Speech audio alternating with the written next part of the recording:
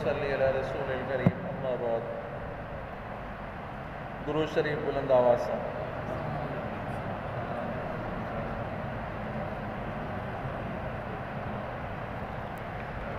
अल्लाहुम्मा सल्ली अला मुहम्मद व अला आलि मुहम्मद कमा सल्लैता अला इब्राहीम व अला आलि इब्राहीम हमीदुम मजीद।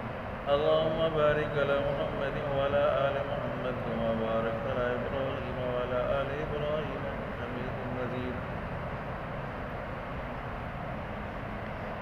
वमन युतिल्लाह वर्रसूल फउलाइका मअल्लज़ीना अनअमा अल्लाहु अलैहिम मिनन नबिय्यीन वस्सिद्दीक़ीन वश्शुहदाई वस्सालिहीन व हसुन उलाइका रफ़ीक़ा।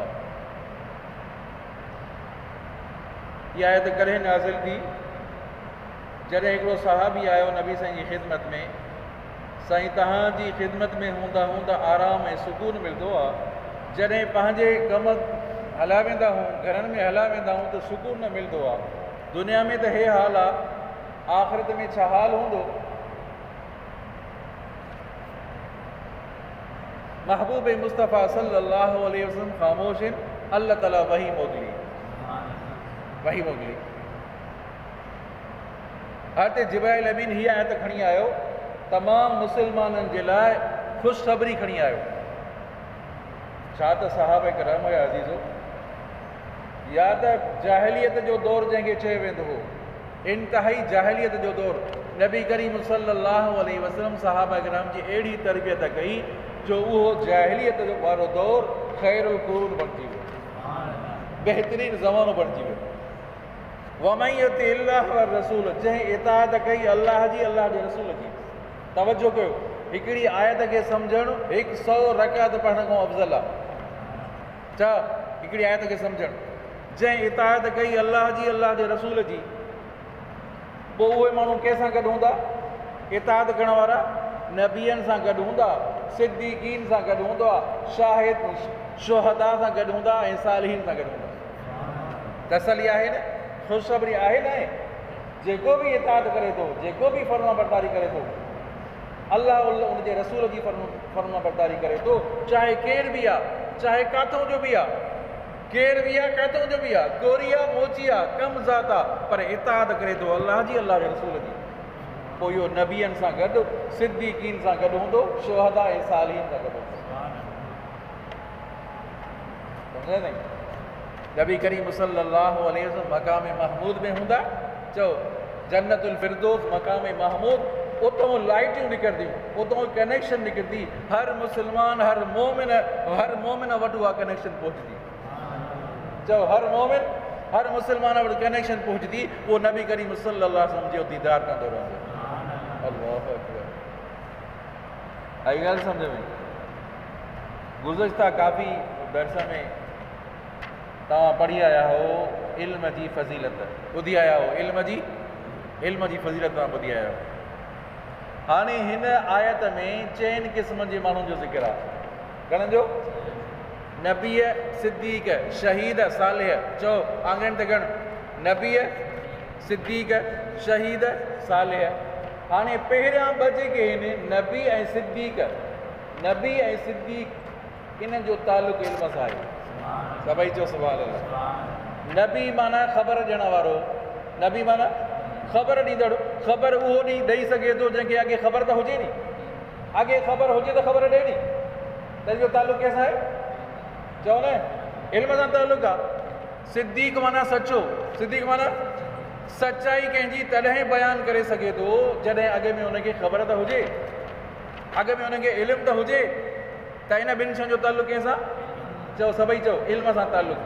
ऐं शहीद, कारी साहब ॿुधायो त जेको इसराइलनि सां लड़ाई थो करे, हिंदुस्तानी फ़ौज सां जेको लड़ाई थो करे, हा, लड़दे लड़दे उहो शहीद आहे, लड़दे लड़दे शहीद आहे। नबी करीम सल्लल्लाहु अलैहि वसल्लम फरमायो, मुंहिंजी दिलि चए थी अल्लाह जे रस्ते में क़तल थिया, अल्लाह, वरी ज़िंदा थिया, वरी क़तल थिया, वरी ज़िंदा थिया। नबी करीम सल्लल्लाहु अलैहि वसल्लम बार बार, सम्झा अथई अज़ीज़ो, मौक़ियो अचण वारो आहे। मौक़ियो कोई केतिरो बि लिखे, आख़िर जहाद ईंदो ईंदो। चाहे केतिरो बि माण्हू लिखण जी कोशिशि करे त मां जहाद खां बचां, आख़िर मुस्लमाननि जे मथां जहाद फ़र्ज़ थी चुको आहे। आख़िर लड़ाई थींदी, मुस्लमान ऐं काफ़िर जी लड़ाई थींदी। ऐं इहो बि यादि रखो, इंशाअल्लाह इस्लाम जो ग़लबो थींदो। अल इस्लाम यालू वला योला, इस्लाम ग़ालिब थींदो आहे, इस्लाम जे मथां का ॿी शइ ग़ालिब न थींदी आहे। बसि अटल फ़ैसिलो आहे इहो। त कारी साहिबु ॿुधायो त शहादत जो एॾो मर्तबो आहे, उहो लड़दे लड़दे शहीद थी वियो। इन जो तालुक़ु कंहिंसां? अमल सां तालुक़ु आहे। कंहिंजो? कारी साहिबु ॿुधायो त जेको भाई सुबुह जी निमाज़ जमात सां पढ़े थो, उनखे उनजो सवाबु एतिरो आहे ॼणो सॼी राति तहज्जुद जी निमाज़ पढ़े। निमाज़ न पढ़ंदो, सुबुह जी निमाज़ न पढ़ंदो, निमाज़ पढ़ण जी आदत थी वियसि। कंहिंखां ॿुधाए? कारी साहिब खां ॿुधाए नी, आदत बणिजाए, पंहिंजी बणाए छॾे निमाज़ जी, सम्झा? अमल कनि, हिन जो तालुक़ु कंहिंसां आहे? अमल सां तालुक़ु आहे। त शहीद जो तालुक़ु बि अमल सां ऐं सालिह जो तालुक़ु बि अमल सां। कंहिं ॿुधो भाई ज़कात जी एॾी फज़ीलत आहे, रोज़े जी एॾी फज़ीलत आहे, कारी साहिब खां ॿुधो उन ते अमल करणु शुरू करे ॾिनो। हिन जो तालुक़ु कंहिंसां?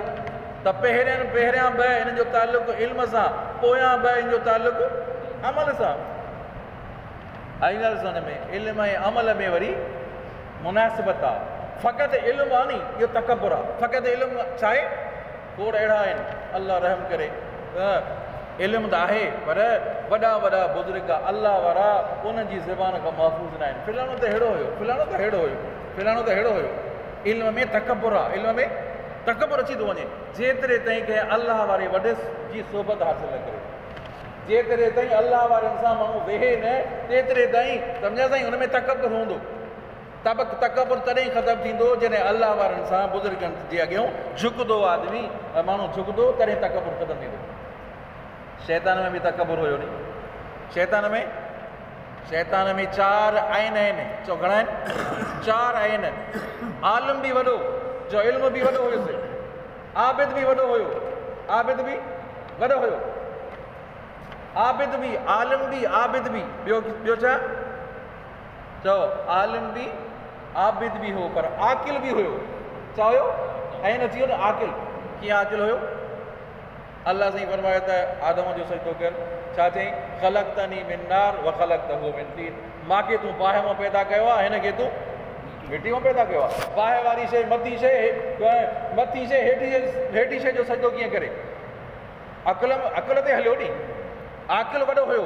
चओ आकिल वॾो, शैतान वॾो आकिल। मांखे बाहि मां पैदा कयो थी, हिनखे मिटी मां पैदा कयो थी। बाहि वारी मथी शइ, हेठी शइ जो सजदो कीअं करे?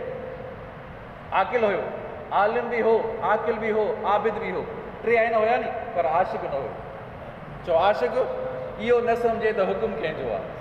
अल्लाहु अकबर। इहो न सम्झे त हुकुम कंहिंजो आहे, ख़ालिक़ ऐं मालिक जो हुकुम आहे। उन जे हुकुम खे कीअं थो रद्द कयां मां? तव्हां हिनखे को रद्द करे सघंदो? उन अकुल जी ॻाल्हि कई त मां मथी शइ हेठी जो सिधो कयां। कोई अकुल वारो रद्द करे? अकुली जवाबु ॾियो। कोई नथो जवाबु ॾेई सघे। कोई जवाबु नथो। अकुली दलील को ॾियो। आई ॻाल्हि सम्झ में? अल्लाहु अकबर। इल्म जी वॾी फज़ीलत आहे अज़ीज़ो। इल्म जी जेको न इल्म जी तलब जे लाइ निकिरे थो, इल्म जी तलब जे लाइ निकिरो, इल्म पढ़ण जे लाइ निकिरे थो। पोइ हिकिड़े चयो त ख्वार हुआ वो जवान जो घर से निकिला।